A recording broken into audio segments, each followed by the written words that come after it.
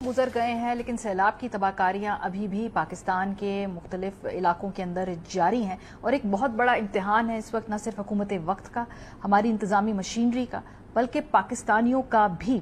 और ऐसे वक्त में अपने जो साथी पाकिस्तानी हैं जो मुश्किल में इस वक्त घिरे हुए हैं, उनकी मदद कैसे करनी है, उसमें हम कैसे अपना हाथ बटा सकते हैं, और जो ऑलरेडी ऐसी फलाही तंजीमें काम कर रही हैं उनके क्या चैलेंजेस हैं और उनको क्या मदद दरकार है, इस पे बात करेंगे प्रोग्राम के इस हिस्से में। सबसे पहले आपको दिखाएं कि भाई वहां पर हो क्या रहा है, लोग किस तरह से लुट कर अपने घरों से अलहदा, अपने जानवरों से अलहदा किस तरह बेयारो मददगार पड़े।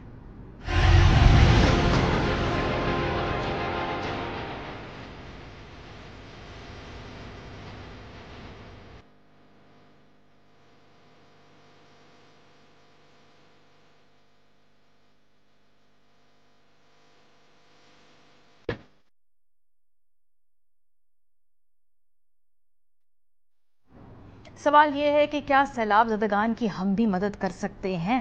इस पे एक बड़ी इंटरेस्टिंग रिपोर्ट है TNN की, ट्राइबल न्यूज़ नेटवर्क की, और वो कहते हैं कि एक आर्टिकल है उसके मुताबिक इमदाद भेजते वक्त चंद बातों को याद रखना हम सबके लिए ज़रूरी है।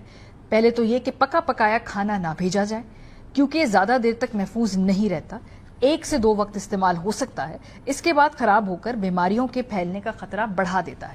तो सबसे बेहतर यह है कि आप बिस्किट्स, गुड़ या चने वगैरह यानी खुश्क खुराक भिजवाएं।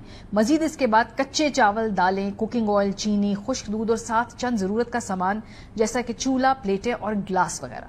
खैमों का साइज कम से कम 4 मुरब्बा मीटर होना चाहिए ताकि 8 से 10 अफराद जमीन पर और 4 से 6 अफराद आराम से चारपाई डालकर सो सकें। मिनरल वाटर की बोतलें भेजने की बजाय बेहतर है कि ऐसा मटीरियल या मशीन फराहम की जाए जो पानी को साफ कर सके ताकि मुतासरीन को बार बार सप्लाई का इंतजार ना करना पड़े। पानी की बोतलें महदूद वक्त तक ही काम आती हैं, जबकि फिल्टर या साफ करने वाला सामान ज्यादा अरसे तक इस्तेमाल होकर लोगों की असल जरूरत पूरी कर सकता है। अद्वियात में वो दवाइयां शामिल की जाएं जो आम बीमारियों में इस्तेमाल होती है, खासतौर पर ऐसी अद्वियात जो पानी से फैलने वाली बीमारियों से बचाव में मदद दे सकें। कम लेकिन कारआमद और जरूरी अद्वियात दी जाएं ताकि वो वक्त पर मुतासरीन के काम आ सकें। तो कुछ बेसिक्स थी, इसके अलावा क्या किया जाना चाहिए, क्या हो रहा है, क्या क्या चैलेंजेस है, कहाँ कहाँ लोगों से और हुकूमतों से मदद दरकार है, इस पे बात करेंगे प्रोग्राम के हिस्से में। हमारे साथ डॉक्टर अमजद साकिब साहब हैं, चेयरमैन है, बानी है क़ुव्वत फाउंडेशन के। फैसल ईदी साहब सरबराह है ईदी फाउंडेशन के।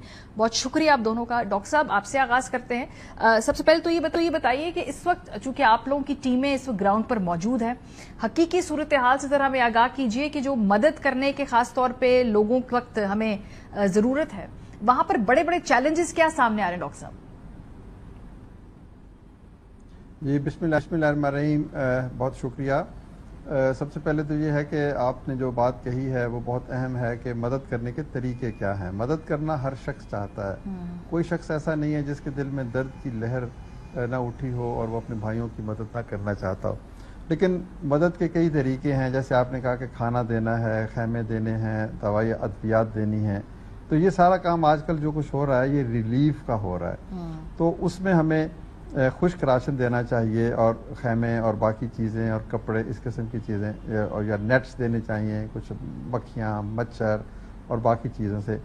अच्छा, अब बात यह है कि एक तो लोकल रिस्पांस होता है, एक NGOs की तरफ से रिस्पांस होता है, एक हुकूमत की तरफ से रिस्पांस होता है, एक इंटरनेशनल रिस्पांस होता है। लोकल रिस्पांस में मैं समझता हूँ कि हमें लोगों को इंस्पायर करना चाहिए कि अगर एक शहर में ये सैलाब है तो उस शहर के करीबी शहर जिसमें सैलाब नहीं है, वहाँ से लोगों के लिए वहाँ जाके खाना देना या छोटी मोटी बाकी जो चीज़ें जिनका हमने जिक्र किया है वो बड़ा आसान होता है। तो जज्बा भी है, तो इसको हम मवाखात कहते हैं कि एक भाई को कोई दुख का लम्हा आन घेरा है तो दूसरे भाई उसकी जाकर मदद करें। तो इसी तरीके से मेडिसिन, इसी तरीके से बाकी छोटी छोटी चीज़ें मैं इंस्पायर करूँगा, लोगों से दरख्वास्त करूँगा कि जो मुकामी सतह पर जो घर, आबादियाँ या जो बड़े शहर, कस्बे जहाँ पर ये आफत नहीं आई वो उनको संभालें। और रिलीफ का मतलब यह है कि 2-4 दिन, हफ्ता, 10 दिन ये काम हम कर सकते हैं। अभी उसके बाद असल मरहला शुरू होगा जी, उसके बाद असल मसला शुरू होगा। देखें, पानी तो तबाह करके लौट जाएगा, ये लोग भी अपने घरों को वापस चले जाएंगे और इन तल्ख यादों को भी साथ लेके जाएंगे, लेकिन मसला यहाँ ख़त्म नहीं हो जाएगा। हो सकता है हमने इनकी इतनी मदद कर दी कि इनको खाने पीने की कोई कमी पेश ना आई, لیکن مسئلہ وہاں سے شروع ہوگا کہ جب یہ واپس گھر جائیں گے تو پھر اپنی زندگی کو از سر نو تعمیر کیسے کرنا ہے، گھر سے جو سامان بہہ گیا ہے وہ کہاں سے لانا ہے، جو دیواریں ٹوٹ گئی ہیں، چھتیں گر گئی ہیں، گھر منہدم ہو گئے ہیں، ان کو کیسے پھر سے کھڑا کرنا ہے، پھر جو کھیتی بہہ گئی ہے، اب گندم کی فصل آنے والی ہے یا کوئی بھی اور فصل ہم نے لگانی ہے، اس کے لیے کھاد کے پیسے کہاں سے آئیں گے، بیج کے پیسے کہاں سے آئیں گے، ادویات کے پیسے کہاں سے آئیں گے، کسی کا کاروبار چلا گیا ہے تو وہ اپنی دکان کو پھر سے کیسے سجائے گا، کسی کا جو باقی نقصان ہے گھر کی تعمیر ہے، ظاہر آپ سردیاں آئیں گی، یہ بچے کہاں ٹھہریں گے، موسم کے سرد و گرم کا کیسے مقابلہ کریں گے۔ تو ہمیں اب پہلے ریسکیو کا مرحلہ ختم ہو گیا، ریلیف کا مرحلہ چل رہا ہے، ہمیں زیادہ فوکس اب ریہیبلیٹیشن پہ کرنا ہے۔ صحیح، فیصل ایدھی صاحب سے بھی پوچھ لوں کیونکہ ان کی ٹیمیں بھی اس وقت گراؤنڈ پر ہیں، جیسے 3 مرحلے بتائے اس وقت ڈاکٹر صاحب نے، ایدھی صاحب انہوں نے کہا جی کہ اب ریہیبلیٹیشن سب سے اہم مرحلہ ہوگا۔ آپ کے نزدیک جن ایریاز میں آپ موجود ہیں وہاں پہ کیا ریلیف کا جو پروسیس ہے وہ ختم ہو چکا ہے؟ کیا وہاں پہ ریلیف اس حد تک اطمینان بخش پہنچ چکی ہے کہ اب ہم ریہیبلیٹیشن کی بات کریں، یا ابھی بھی بہت سارے علاقے ہیں جہاں پہ بھی ریلیف کا آپریشن بھی ختم نہیں ہوا؟